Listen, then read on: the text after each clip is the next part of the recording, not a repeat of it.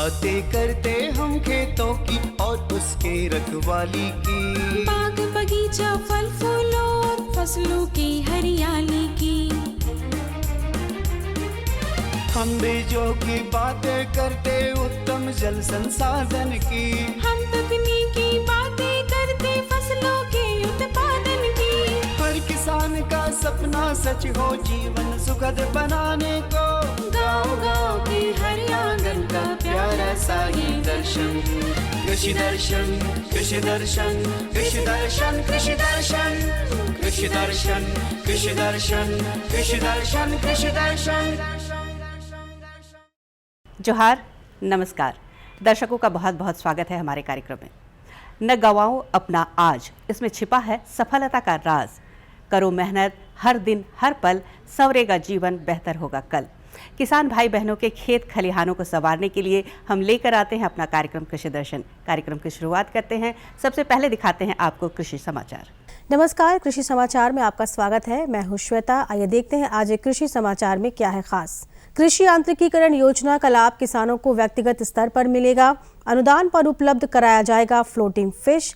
कद्दू की खेती के लिए अनुशंसित प्रभेद में लगाए अर्का नवीन। अब समाचार विस्तार से।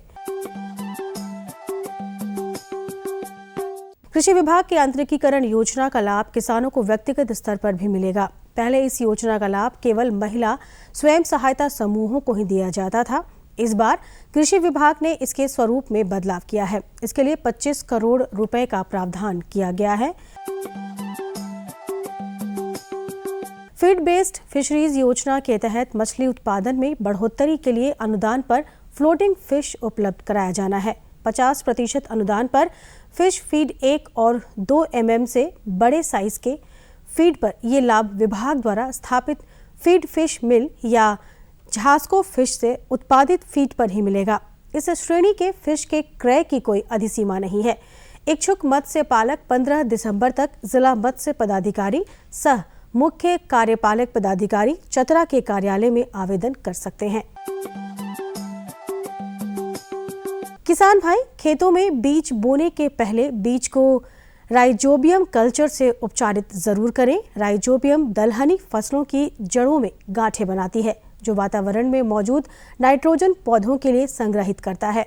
इन गांठों को बनाने के लिए बीज को बोने के पहले राइजोबियम कल्चर से उपचारित करना चाहिए। इससे पौधों की जड़ों में गांठें जल्द बनती हैं, जो पौधों को पर्याप्त नाइट्रोजन तो देगा ही, साथ ही अगली फसल के लिए भी नाइट्रोजन उपलब्ध कराएगा।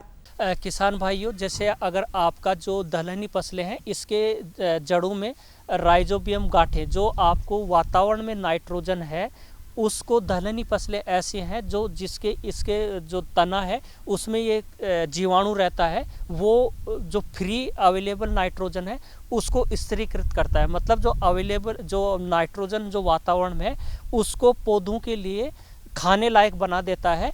तो इससे अगर क्या होता है कि पहली अवस्था में ये जो गांठें हैं वो आपको बनाने के लिए जरूर जल्दी से बने। इसके लिए अगर आप बीज को राइजोबियम उस जीवाणु के द्वारा उपचारित करके बोते हैं तो ये जल्दी से आपकी गांठें बनाने में सहायक होता है। जितनी ज़्यादा गांठें उसकी जड़ों में बनेंगी उतना ज़्यादा आपको उस मुख्य फसल में नाइट्रोजन की पूर्ति करेगा और दूसरी आने वाली फसलों के लिए भी वहाँ पे नाइट्रोजन छोड़ के जाएगा। इसलिए दलहनी फसलों का ये लाभ है।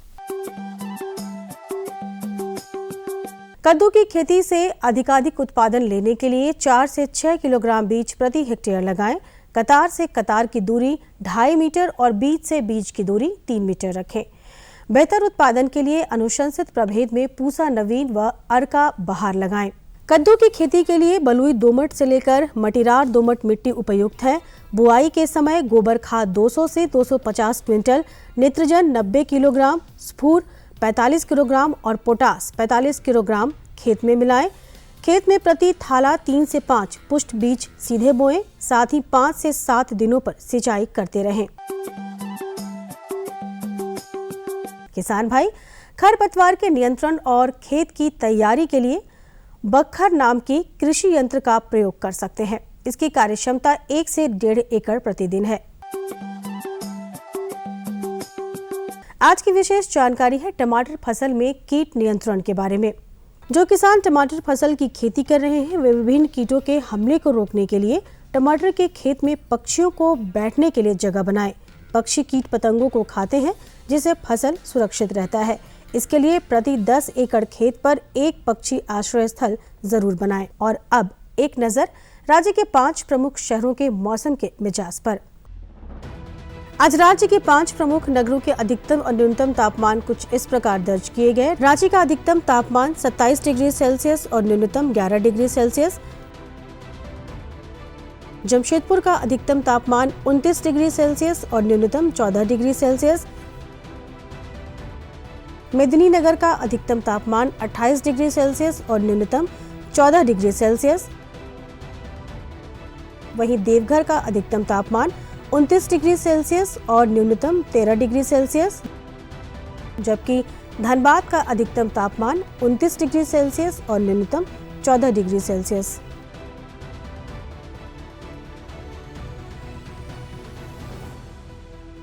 कृषि समाचार में आज इतना ही। अगले दिन अगले अंक फिर मुलाकात होगी कुछ ताज़ा तरीन खबरों के साथ। तब तक के लिए दीजिए इजाजत। नमस्कार, जोहार। हमारे बहुत सारे किसान भाई बहनों के खेत में सरसों की फसल लहलहा रही होगी। पीले पीले फूल अपनी खूबसूरती बिखेर रहे होंगे और किसान भाई बहन इस उम्मीद में होंगे कि सरसों की अच्छी फसल मिलेगी। लेकिन एक खतरा होता है कीटों का। कैसे करें कीट प्रबंधन, ये जानकारी इस फीचर के माध्यम से। रबी मौसम में गेहूं के बाद सबसे बड़ी फसल के रूप में सरसों की गिनती होती है। झारखंड में भी बड़े भूभाग पर सरसों की खेती होती है। सरसों की पूर्ण आर्थिक उपज प्राप्त करने के लिए इसे कीटों के प्रकोप से बचाने पर ध्यान देना होगा। कीटों के प्रकोप से उपज, धन, समय और श्रम सभी की हानि होती है। इससे बचने के लिए सरसों फसल में समेकित कीट प्रबंधन करें। कीट व्याधियों के प्रकोप और उससे होने वाले नुकसान को रोकने और खत्म करने के तमाम उपाय एवं प्रयासों को समेकित कीट प्रबंधन कहा जाता है। अगर सरसों की बात करें तो ये सबसे बड़े क्षेत्रफल में जो रबी का अगर हम लोग खेती की बात करते हैं तो गेहूं के बाद जो दूसरा स्थान तिलहनी फसल आता है वो सरसों का आता है। और सरसों की खेती झारखंड में भी अभी विगत कई वर्षों से काफ़ी बड़े क्षेत्रफल पे इसकी खेती की जा रही। और जैसे ही खेती ये लगता है उस समय इसमें काफ़ी जो है कीटों की आक्रमण की संभावना बन जाती है। तो सबसे पहले अगर समेकित कीट प्रबंधन की बात करें तो फसल संरक्षण की ऐसी विधियों को अपनाना ताकि कीटों की संख्या निर्धारित हानि स्तर से नीचे उसका प्रबंधन रहे, उसका मैनेजमेंट हम लोग कर पाएँ, तो उसको हम लोग जो है समेकित कीट प्रबंधन बोलते हैं। आरा मक्खी, भुआ पिल्लू और रस चूसक कीटों के नियंत्रण के लिए समेकित कीट प्रबंधन के तहत जैविक उपचार, रासायनिक उपचार या कीट फंदा का इस्तेमाल किया जा सकता है। जैविक नियंत्रण में नीम या करंज का तेल, रासायनिक दवा में क्विनोलफॉस और डाइक्लोरोभॉस दवा तथा कीट फंदा के लिए पीला चिपचिपा ट्रैप का उपयोग कारगर है। आवश्यकता अनुसार आप इनमें से किसी भी उचित वैज्ञानिक उपचार को अपना सकते हैं। और इसमें अगर मुख्य रूप से देखें तो सबसे ज़्यादा जो है इसमें जो पहला स्टेज है, जैसे ही सरसों लगाए तो आरा मक्खी का जो आपका जो हम लोग देखते हैं उसका मैगोट है या जो पिल्लू है, उस समय उसका काफ़ी जो है क्षति आपको शुरुआती अवस्था में देखने को मिलेगा। उसका हरे हरे पत्ते रहते हैं और उसको वो आसानी से जो है वो काट करके खा जाते हैं। और ये मतलब इतना ज़्यादा संख्या में हो जाता है कि उसका आपका सरसों का पौधा का बढ़वार रुक जाता है।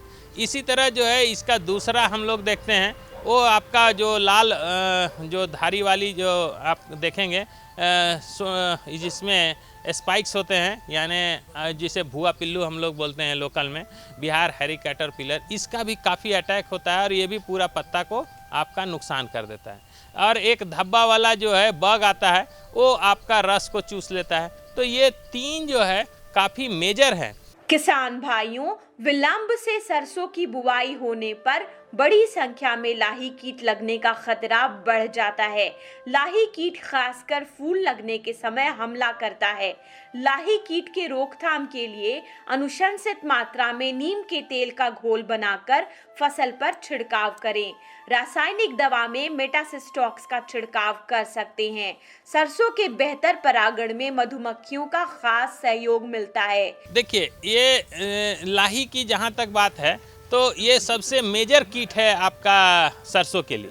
और लाही का फसल के लिए जो कीट के लिए हम लोग देखते हैं कि ये कीट जो है जैसे चूँकि यहाँ पर क्या है, प्रैक्टिस है कि धान काटने के बाद लोग सरसों लगाते हैं। इसके वजह से नवंबर दिसंबर तक लोग सोइंग करते रहते हैं और वैसी परिस्थिति में लाही का जो है वो उनका प्रकोप बहुत काफ़ी बढ़ जाता है। तो वैसे जैसे ही जब हम लोग देखते हैं कि फ्लावरिंग का स्टेज आता है, उस समय इसके फल में, फूल में, पत्ती में, शाखा में, पूरा में लाही इतनी ज़्यादा संख्या में हो जाती है कि इसको अगर नियंत्रण न किया जाए तो पूरा का पूरा लगभग उत्पादन हमारा जो है इससे आक्रांत हो जाता है, ग्रसित हो जाता है। तो इसीलिए हमको अगर जैविक नियंत्रण कहेंगे तो हम इसमें जो है नीम तेल ही 5 ml पर लीटर पानी में घोल बना के उसका छिड़काव करने के लिए है।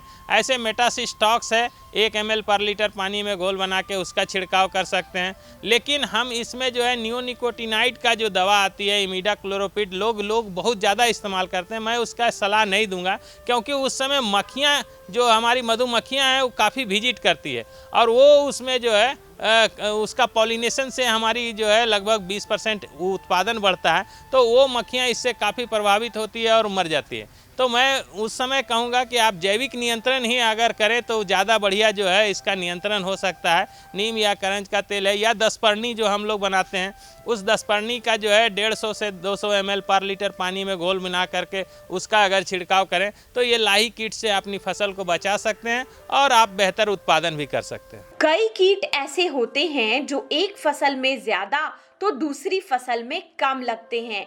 इनमें से एक है हीरा पुष्टक कीट, जो सरसों से ज्यादा फूल गोभी और सेम में लगता है।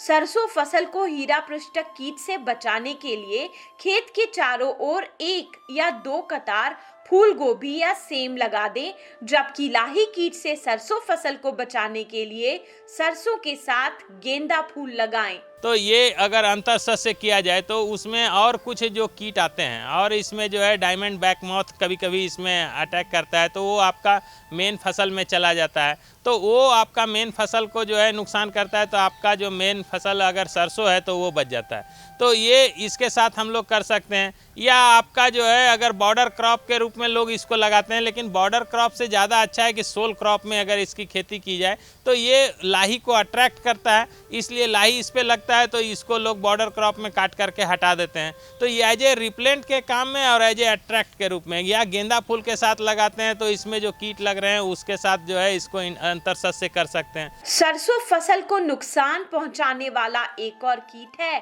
फल मक्खी। फल मक्खी सरसों के दानों से रस चूसकर उसकी गुणवत्ता खराब कर देता है, फलियों को रसहीन बना देता है। इस कीट के नियंत्रण के लिए अनुशंसित मात्रा में लेग्डासाई हेलोथ्रीन दवा से घोल बनाकर फसल पर छिड़काव करें। इससे सरसों का दाना सुरक्षित रहेगा, जो बेहतर तेल उत्पादन में सक्षम होगा। अगर हम लोग इसकी सारा कीट प्रबंधन में जो हम लोग बोले कि शुरुआती अवस्थे में जो कीट लगते हैं, फिर उसके बाद जो है सबसे ज़्यादा जो मेजर कीट है वो लाही है। अगर इससे आप बचा लिए तब एक कीट और लगता है, उसको हम लोग बोलते हैं कि आपका जो पॉड फ्लाई है यानी फल मक्खी है, वो आपका जो है इसमें जब दाने बनने लगते हैं उस समय भी आकर के उसमें रस चूस लेते हैं।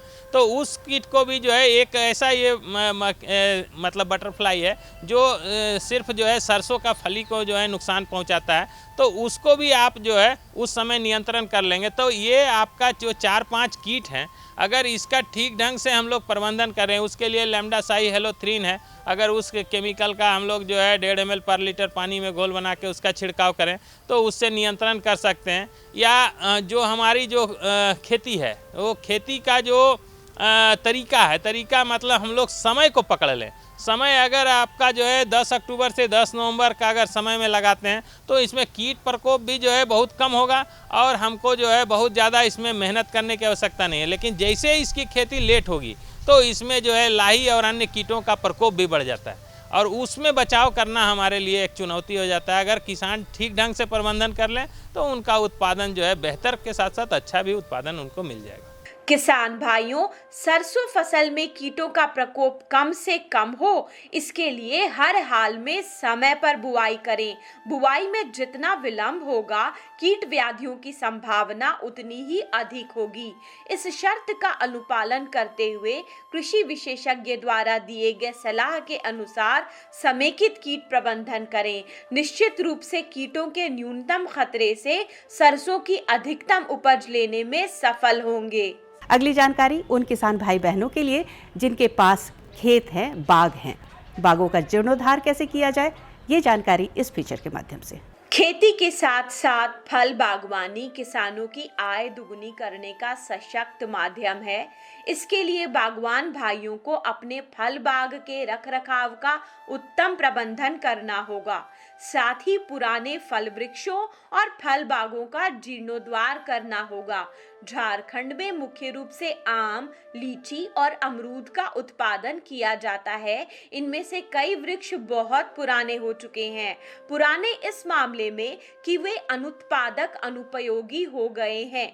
यदि फल लगता भी है तो बहुत कम संख्या में और गुणवत्ताहीन होता है। इससे फल वृक्ष और फल बाग होते हुए भी किसान उसका लाभ नहीं ले पाते हैं। सबसे पहले मैं ये बताना चाहता हूँ कि जो भी कृषक बंधु अगर बगीचा लगाए हुए हैं तो बगीचा कहने का मतलब वो हो सकता है कि 20 साल 25 साल पुराना हो, 30 साल पुराना हो, और वैसे बगीचे जो अनप्रोडक्टिव स्टेज में आए हैं उनसे फल उनको प्राप्त नहीं हो रहा।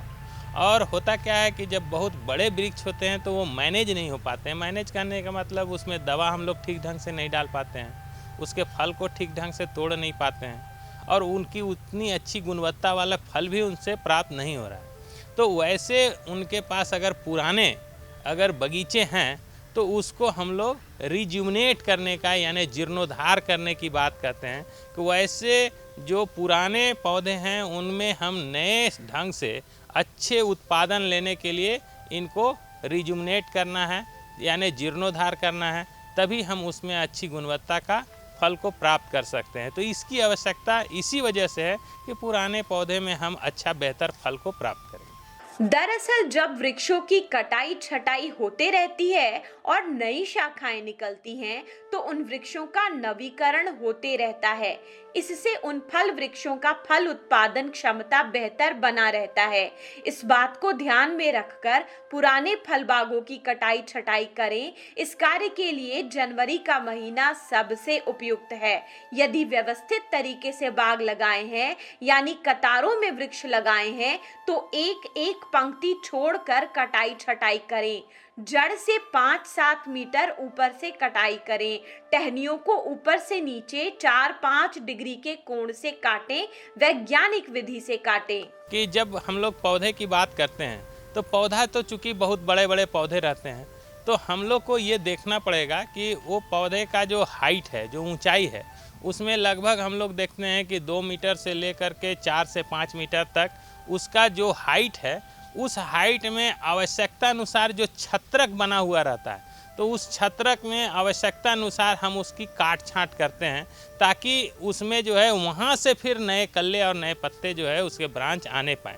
तो ये वहाँ पर एक आवश्यक है कि जब हमारे पास जो पुराने बगीचे हैं उसको लगभग हम 2 मीटर से लेकर के 5 या 7 मीटर तक हाइट तक उसको आवश्यकता अनुसार हमको देखना पड़ेगा कि पौधे के जो इतने ब्रांच हैं उस ब्रांच में कहाँ से कटिंग करना है। लेकिन कटिंग करने में बहुत सारी बातों को भी हम लोग को ध्यान रखना चाहिए। अब मान लीजिए कि आपके पास अगर वो पुराना सुनियोजित ढंग से बगीचा है तो अगर उसका पहला लाइन को अगर हम लोग बात करें तो पहला लाइन को अगर काट देते हैं तो फिर दूसरा लाइन का जो है वो कम से कम 2 साल के बाद फिर उसको कटिंग करें, तब तक ये प्रोडक्शन में आएगा। तो किसानों को वहाँ पर जो है वो नुकसान का सामना नहीं करना पड़ेगा। तो जब हमारा जो कटिंग होगा तो कटिंग में हमारा विशेष ध्यान देने की बात क्या है कि लोग जो है कटिंग तो करते हैं लेकिन उतना उसमें सावधानी नहीं रखते हैं। कभी कभी कुल्हाड़ी वगैरह से काटते हैं जिससे पौधा जो है काफ़ी क्षति हो जाता है। उसको हम लोग को अगर आपके पास सो है, जिसको हम लोग आरी बोलते हैं, या इलेक्ट्रिक वाला है या आपका मैनुअल है, तो उसको 45 डिग्री एंगल पे ऊपर से वर्टिकल जो है उसको हम लोग 45 डिग्री एंगल पे काटते हैं नीचे से पहले। लेकिन काटने से पहले हम लोग को उसको एक उसका जो चूँकि मोटी मोटी शाखा रहती है तो उसको एक मार्क कर देते हैं और नीचे में कम से कम 3 से 4 इंच पहले नीचे से काटते हैं, क्योंकि जब नीचे से हम अगर उसको कटिंग कर देते हैं, उसको दाग दे देते हैं, तो जब ऊपर से काटते हुए आते हैं तो अचानक जो शाखा का लोड है वहाँ पे पड़ता है, तो उसमें चटकने की संभावना है। या तो शाखा क्रैक हो जाएगा, फट जाएगा, या उसके अंदर जो है पानी जल जमा होने लगेगा तो वहाँ से सड़ने लगेगा और पूरा का पूरा शाखा सूखने का संभावना यहाँ पर बढ़ जाता है। तो ये एक महत्वपूर्ण चीज़ है कि जब भी हम लोग कटिंग करेंगे तो उसको नीचे में पहले जो है उसको आरी से, ताकि पौधे को बहुत ज़्यादा जो है हानि न पहुँचे, नीचे से उसको 3-4 इंच हम लोग पहले काट लेते हैं, फिर ऊपर से काटते हुए उसको मिला देते हैं 45 डिग्री एंगल पे, ताकि जो है आसानी से शाखा कट करके वो नीचे चला आए। टहनियों की कटाई में एक बात का खतरा रहता है, यदि कटी हुई शाखाओं में एक भी पत्ती ना हो तो उस पेड़ के विकास में कठिनाई होती है। पत्तियां प्रकाश संश्लेषण प्रक्रिया द्वारा पौधों के लिए भोजन बनाने का काम करती हैं, इसलिए कटी हुई शाखाओं पर 2-4 पत्तियां अवश्य होनी चाहिए। साथ ही टहनियों के कटे हुए छोर पर ब्लू कॉपर दवा का लेप लगा दें, इससे डायबैक नामक रोग लगने का खतरा नहीं रहेगा। तो काटने के बाद जो है जब पूरा हम काट लेते हैं तो उसमें हम लोग को देखना है कि कम से कम 1-2 शाखा जो है वैसा उसमें होना चाहिए जिसमें जो है कुछ पत्तियां लगी हुई। पूरी तरह से पौधे को हम लोग जो है उसको कटिंग नहीं करते हैं, उसमें ये भी ध्यान रखते हैं कि कुछ पत्तियां रहनी चाहिए ताकि पौधा जो है रिवाइव करे, आसानी से फिर से उसमें फोटोसिंथेसिस की क्रिया हो और पौधा बढ़े।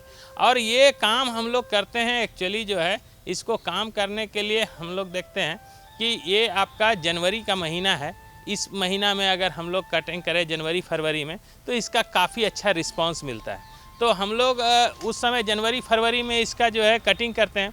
और कटिंग करने के बाद आपके पास अगर कॉपर ऑक्सीक्लोराइड जो 50% जो आता है ब्लू कॉपर के नाम से, उसका इसमें हम लोग लेप करते हैं। लेप इसलिए कि उसमें किसी प्रकार का फफूंद या बैक्टीरिया जीवाणु का उसमें प्रवेश ना हो, तो उसमें एक लेप करते हैं। कवच जो है ऊपर से चला आता है, कवर चढ़ जाता है, तो वहाँ से वो सूखने की जो है प्रक्रिया नहीं होती है, बाईबैक जो है वो डाईबैक बीमारी है वो नहीं आता है। और अगर किसी कारणवश अगर उसमें से देखते हैं बर्ड नहीं आता है तो आप चाकू के सहायता से 1-2 बीच में जो है उसके छाल पे कट लगा देंगे तो वहाँ से फिर से बर्ड उसमें से जनरेट हो जाएगा। कटाई छटाई के 2 साल बाद वृक्ष में बहुत सारी शाखाएं निकल आती हैं, पेड़ बहुत घना हो जाता है। इससे पेड़ की सभी शाखाओं को और मुख्य तना को सही तरीके से धूप नहीं मिल पाता है, न ही बाग में सही तरीके से हवा का संचरण हो पाता है, जिससे फल उत्पादन पर प्रतिकूल प्रभाव पड़ता है। इस बात को ध्यान में रखकर सीधी टहनी और ऊपर बढ़ती हुई 4-5 टहनियों को छोड़कर बाकी टहनियों को काट दें, इससे बेहतर फल उत्पादन में मदद मिलेगी। जैसे महत्वपूर्ण बात है कि ये जैसे हम लोग काट देते हैं तो 2 साल के बाद वहाँ से फ्रूटिंग आपको जो है फल मिलेगा। तो 2 साल तक उसमें क्या होता है कि बहुत सारे शाखा अचानक से निकल करके चले आएंगे, लेकिन हम लोग को जो है उतनी शाखा जो घने में आएंगे कटिंग के बाद उसका उतना इस्तेमाल हम लोग को नहीं करना चाहिए।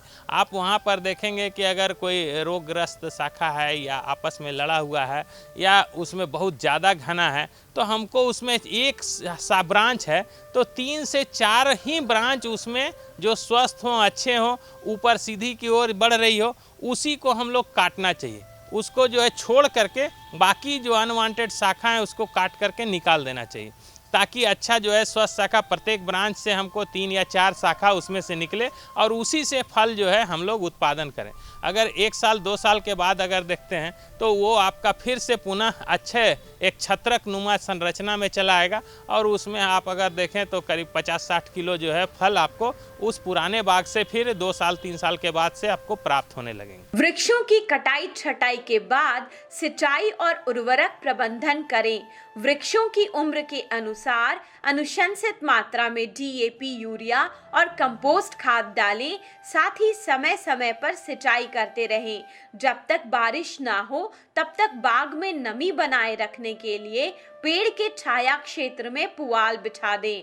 इन वृक्षों को जरूरत के मुताबिक खाद पानी मिलता रहेगा तो इनकी बढ़वार, फल उत्पादन क्षमता और गुणवत्ता बेहतर होगी। तो आज हमने आपको 2 फीचर दिखाए। वक्त हो गया है आपसे विदा लेने का, लेकिन इस उम्मीद के साथ कि आप अपनी बात हमें खतों के माध्यम से अवश्य लिख भेजेंगे। हमारा पता है कार्यक्रम कृषि दर्शन, कृषि प्रकोष्ठ, द्वारा केंद्र निदेशक, दूरदर्शन केंद्र, रातू रोड, रांची। पिन संख्या 834001। तो हमें और पूरी टीम को दीजिए इजाजत। जोहार, नमस्कार।